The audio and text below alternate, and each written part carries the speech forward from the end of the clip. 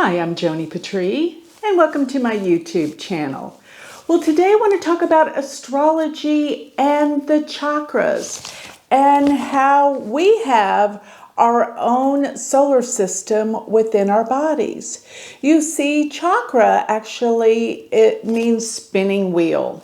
So these are the centers in our body that are spinning the energy centers, and they are relative to the glandular functions in the body. We have a throat chakra, which is representative of the thyroid. We have the pineal gland, which is representative of the crown and the head chakra. So there is even hormones. All the hormones are really determined by these energy centers. So what you're going to find is with these energy centers, they are relative to the planets. And it's so interesting because the planets, their colors, the rainbow, everything is relative to our solar system and space.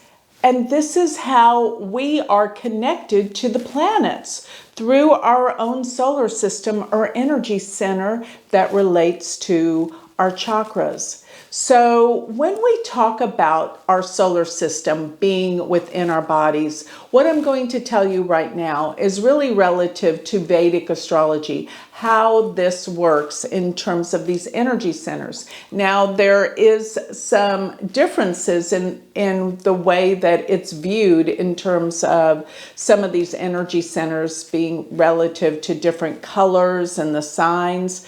But let me just give you the basic solar system that I know works.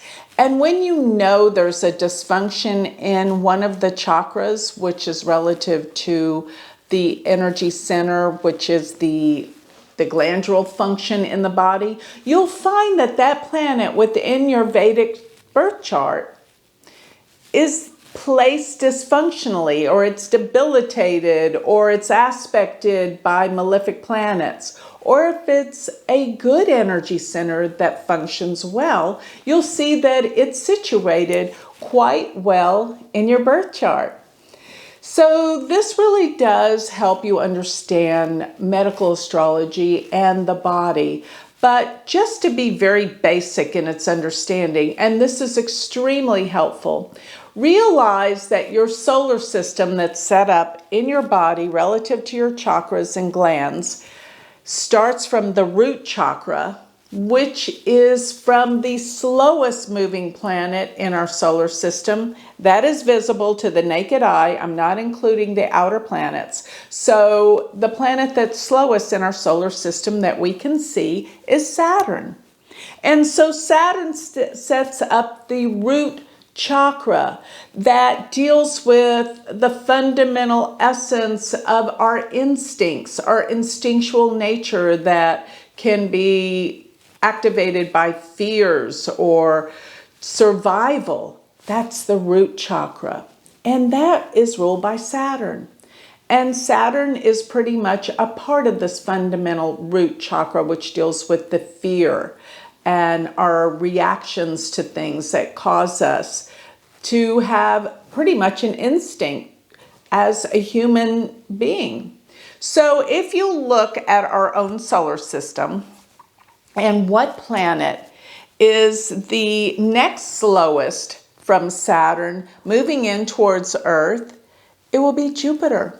So Jupiter is the next chakra, which deals with the reproductive system. So it's the reproductive system. And realize that Jupiter is the planet that rules children, reproduction, fertility.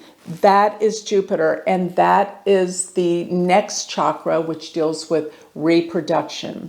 Now, when we go to the next chakra, follow along from Saturn, Jupiter, and then Mars. So Mars is that gut chakra that deals with that sense of when someone hurts you, you feel punched in the stomach. That's called the solar plexus. You know, when people punch in the solar plexus, you get what? The wind knocked out of you.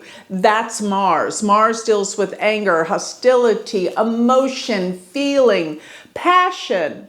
And that's what comes out of this chakra energy system, which is called the solar plexus. Now, when we move up, the next chakra will be where the heart lies. So this is the heart function.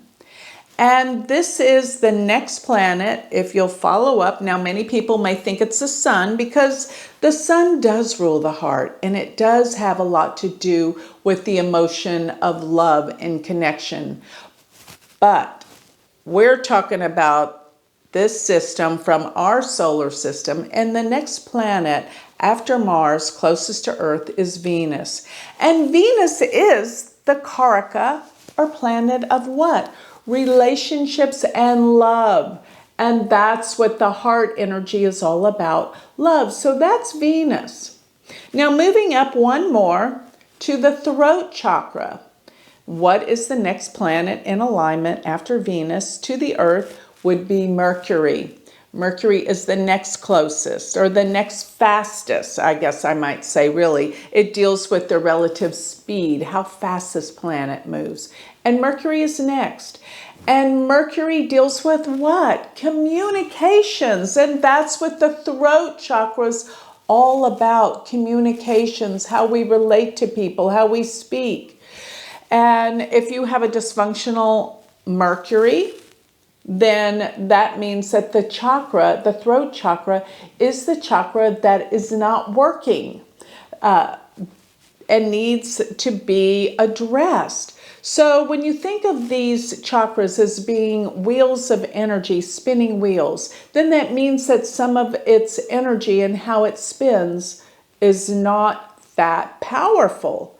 So but you can see it in the chart, and you know that that throat chakra is what needs to be developed more and worked on if Mercury is debilitated or has issues in the chart. This is Mercury.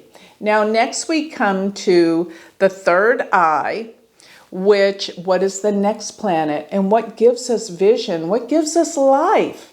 It's the sun. That's relative to the third eye. That's right here. That the third eye and probably the crown chakra, but particularly the third eye, will deal with what? Our pineal gland, which is the gland that we look to for vision, for spirituality, for truth. And that's where the sun comes in. And the sun and the moon pretty much work together on the upper level chakras because they deal with vision. They deal with how we perceive our world physically and symbolically. So this is the third eye. And then the crown chakra, which will deal with what? The moon. So the sun, the moon, and this connects us to our feelings, our emotions, the cosmos. And this is our solar system within our body. And what's fascinating is the lower chakras, where we're talking about Jupiter, where we're talking about Saturn, where we're talking about Mars. These are the chakras that deal most with what? Feeling. So these are the emotions. So actually, no, these are the emotional body that directs our life. The Jupiter, Saturn, Mars. Because remember I talked about the solar plexus being, kicked in with the feeling, emotion. So that's the emotional body, the lower chakras. But when you get into the thought, the perception, the seeing, the thinking, you're going to come into the upper chakras, which are what? Mercury, sun, and moon. But going to the middle chakra, which is where the heart is, Venus.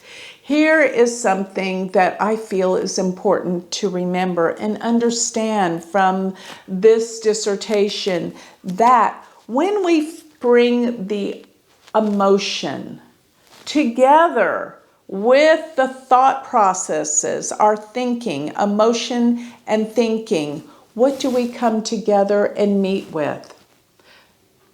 The sun, the heart chakra, which deals with what? Love. So when we bring together emotion and thinking, we come together with the heart energy that deals with what? Feeling.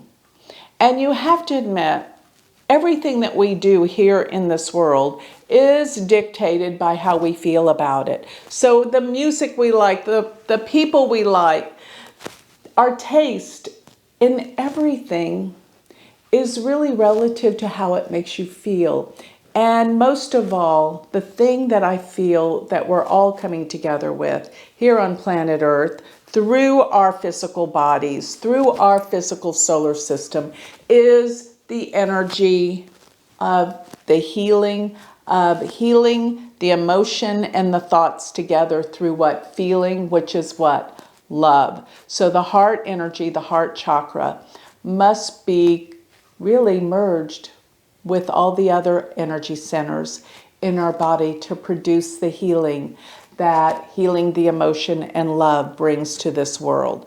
So with that, I hope you have a better understanding of how we have our own solar system from Saturn up to the slowest moving planet to the fasting moving planet, the moon, and how these energy centers are related through our Vedic charts. It is very simple, but very meaningful and very true. So with that, I'd like to close. If you would like to learn more about me, you can always go to my website and sign up for my free newsletter, which is galacticcenter.org. Or if you would like to learn Vedic astrology, become part of my University of Learning Vedic Astrology, go to my university website, which is University of Vedic Astrology.com. Thank you.